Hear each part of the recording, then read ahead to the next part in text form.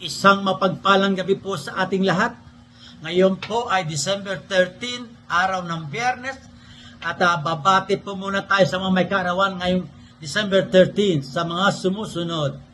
Kay Iola Joy Bertos, anak po na matagal ko nang kasama sa BAP na si Elmer Bertos.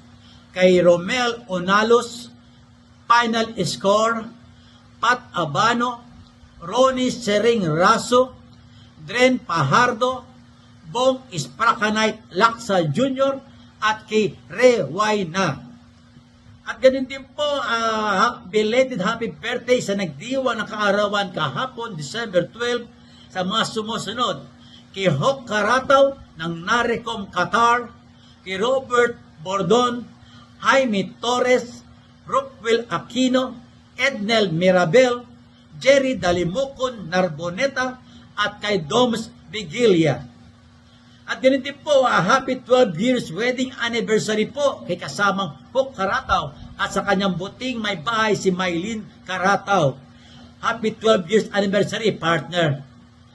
At ganun din po, mag-advance birthday greetings po tayo para bukas, December 14, sa mga sumusunod. Kay Ma Elisa Villanueva Macapanas, buting may bahay ni Sir Noli Macapanas, na tinaguriang First Lady ng Amos. Kay Raymond Relio Rasa, Roger Maca, at kay Angie Venas Ano Nuevo. Maligayang kaarawan po sa inyong lahat at naway patuloy kayong pagpalain ng ating poong may kapal. Bago po tayo magsimula ay humingi pa ako ng sorry dahil sa nakaraang vlog ko, ang nilagay ko doon ay pagtatalo. Wala pong pagkatalo nangyari doon sa mga talakayan namin tungkol doon sa Article 29/5046 doon po sa group chat ni ABM Happy Hopes. Pamumuno po ito ni kasamang Nelson Porcio Cula. Okay? Kaya maganda po yung talakayan namin doon, hindi po pagkatalo. Okay? Medyo nagkamali lang po ng pagkasabi ng words. Okay? Okay. Ang ating po tatalakayin sa gabi ito ay ang Article 29, ang shot clock. When does the shot clock start? Yun pong yung pong shot clock, yun po yung kailangan maitira yung bola. Okay? And number 1, ang sabi doon, whenever a player gains control of a live ball on the court, they must attempt a shot for goal within 24 seconds. Tandaan po natin salitang gains control dahil marami tayong mababasa about gains control. Kaya number 2, ang sabi doon, on a throw-in, the ball touches or is legally touched by any player on the court. Pag sinabing any player, defense or offense. And the team of the thrower-in remains in control of the ball, that team must attempt a shot for goal within 24 seconds. Okay? So, yung 24 seconds po, meron po yung sangkap. Sabi doon to constitute a shot for goal, yung dalawang sangkap para walang violation, ang sabi doon, una, rather to constitute a shot for goal within 24 seconds. Okay? Ang una, ang sabi doon, ang bola ay dapat wala na sa kamay ng malalaro. So, wala na sa kamay niya. At ang pangalawa, pagkatapos mabitawan ng malalaro ang bola, dapat tumama ang bola sa ring o pumasok sa basket. Okay? Yan po ang dalawang sangkap para walang shot clock violation. Okay? At ang pong tatalakay susunod ay kadalasan o limit na nangyayari sa loob ng court. Ano po yun? Ito po yun. When the shot clock signal sounds while the ball is in the air on a shot for goal is attempted near the end of the shot clock period. Sa Tagalog po, ito po yung para malalo tayo maintindihan. Ang player hawak niya ng bola at near to the shot clock period, tinira niya 21 seconds o 20 seconds, bumitaw, ang bola sa ere, tumunog ang shot clock, 1. Okay? Yun din po ang madalas mangyari. Tatlong sitwasyon pwede mangyari doon pag nangyari yun. Ang unang sitwasyon, kung pumasok sa basket, the goal shall count. Simple po yun. So, tumira ang player, attempt in the shot clock period, tumunog, pumasok sa basket count, 2 or 3. Okay? Baka tumira ito 3-point shot.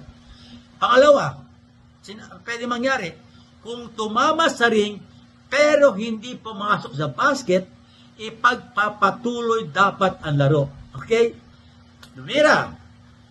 Narilis ang bola. Tumama sa ring. Tuloy po ang laro. Paano naman po ang shot clock? Pag tuloy ang laro. Tuloy ang laro. Kung sino magkaroon ng game control, pag na-game control ng tumira, may 14 seconds shot clock pang panibago. Pag nakuha naman po ng depensa ang bola, meron silang 24 seconds. Dahil sa backcourt sila, papunta ng front court. Okay? Paano po? Pag walang game control, ulitin natin. Tumira, ang bola sa ere, tumama sa ring,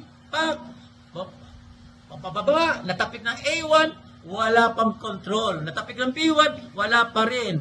Natapik ulit ng P4, wala pa rin. Pag nakuha ng A4, doon magsisimula ang shot clock. Reset ang shot clock sa 14. Dahil Team A ang nakuha eh. Pag nakuha naman ng Team B, siyempre, 24 second shot clock. Yan po yung pangalawa. Ano ang pangatlo naman? Kung ang pangatlo sabi doon, kung ang bola ay hindi tumama sa ring, may paglabag na nangyari. Okay? Sa English yun, if the ball doesn't misses the ring, there is a violation. Pero meron po pasubali ang ruling doon. Ang sabi doon na pwede mangyari, yung pasubali, yung however, sabi doon sa Tagalog, datapwat kung ang kalaban ay nagkaroon ng agaran at malinaw na kontrol ng bola, ang signal ay dapat ipagwalang bahala at ang laro ay dapat ipagpatuloy. Okay? Ibig sabihin dito yan, tumirang A1, tumulugan, nung mabitaw ang bola, tumulugan shot clock, hindi tumama sa ring, may violation po. Pero, pag nakuha ng kalaban, yung Team B, meron silang immediate or clear control ng bola, hindi na po ipipito refer pa itigil, diretso po yun. Diretso. Mangyayari lamang pwede pumito ang referee kung ito sakali. Tumira A1, pagtira niya, namanog, kapos. Pagkapos niya, natapik ng B1, hindi yung depensa. Tas, nang matapik niya, nakuha ng A2 ang bola. Pito na referee. Dahil may shot clock violation na ang Team A. Kasi walang clear control yung Team B. Kasi hindi tumama sa ring, may violation na. Iniintay pa ng referee kung may clear control ang Team B. Natapik lang. Dahil sabay nakuha ng Team A, may clear control. Pito na referee. Violation na ang Team A. Okay po, maliwanag lang po. Anaway na intindihan natin ang ating tinalakay sa gabing ito. At muli, wag po tayo magsawang mag-like, mag-share, mag-follow, at lalo po mag-subscribe sa aking YouTube channel. Sa muli, ito po ang iyong abang lingkod, former FIBA referee, Eto Kamorongan, at nagsasabing hanggang sa muli. Bye-bye!